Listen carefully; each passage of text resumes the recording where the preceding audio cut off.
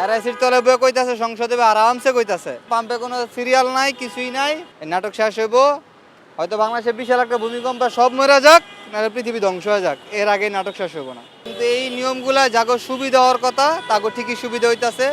জাগো আর কি পেট অনেক বড়, তাগো পেট ঠিকই ভরতাছে। আমগো মতো মানুষের আর কি পেট আরো ছোট, আমগো পেট নাই, শুধু পিঠ। আপনি সিরিয়াল দেখেন, আধা ঘন্টা হইছে, এই পাম্পে 3-4টা নজরে তেল দেয়, আজকে একটা দিতেছে, ফুয়েল পাস ছেড়ে দেয় না। একদিন এক এক নাটক শুরু হইছে তো হইছে। এই নাটকে শেষ করবো বা আল্লাহ ভালো জানে। এই নাটক শেষ হইব, হয়তো বাংলাদেশে বিশাল একটা ভূমিকম্পে সব মরে যাক, নাহলে পৃথিবী ধ্বংস হয়ে যাক, এর আগে নাটক শেষ হইব না।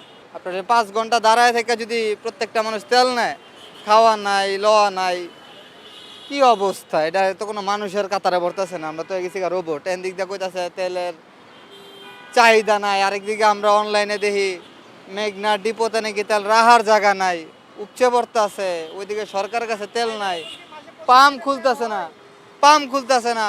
ফুয়েল পাসে এতদিন দেখাইছে, আমার অ্যাপসে দেখাইছে 90 লিটার, কারো অ্যাপসে দেখাইছে 75 লিটার, আজকে দেখা 25 লিটার। কি একটা নাটক দে ভাই! এই নাটকে পইরা আম কইছে কি কিছু কহার নাই ভাই। গরমে ভোগান্তি আমগো যতটুকু থাকার অতটুকু আছে, কিন্তু এই নিয়মগুলা জাগো সুবিধা হওয়ার কথা, তাগো ঠিকই সুবিধা হইতাছে। জাগো আর কি পেট অনেক বড়, তাগো পেট ঠিকই ভরতাছে। আমগো মতো মানুষের আর কি পেট আরো ছোট, আমগো পেট নাই, শুধু পিঠ। আল্লাহ ভালো জানে আমগো ভোগান্তি কবে শেষ হইব, এই সিরিয়াল কবে শেষ হইব, এটা আল্লাহ ভালো জানে।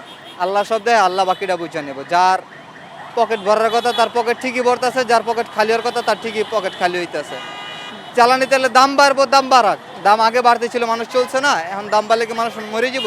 মানুষ মরবো না। কিন্তু সব কিছুর লিমিট আছে। 5 লিটার তেলে আমি 100 টাকা বাড়তি দিয়া যদি আমি এই 4 ঘন্টা 5 ঘন্টা বেশি খারাপ তেল নিতে, তাহলে আমার কোনো আর কিছু বলার নেই ভাই। খবরের কাগজ, নিখাত, নির্ভীক, নিরপেক্ষ।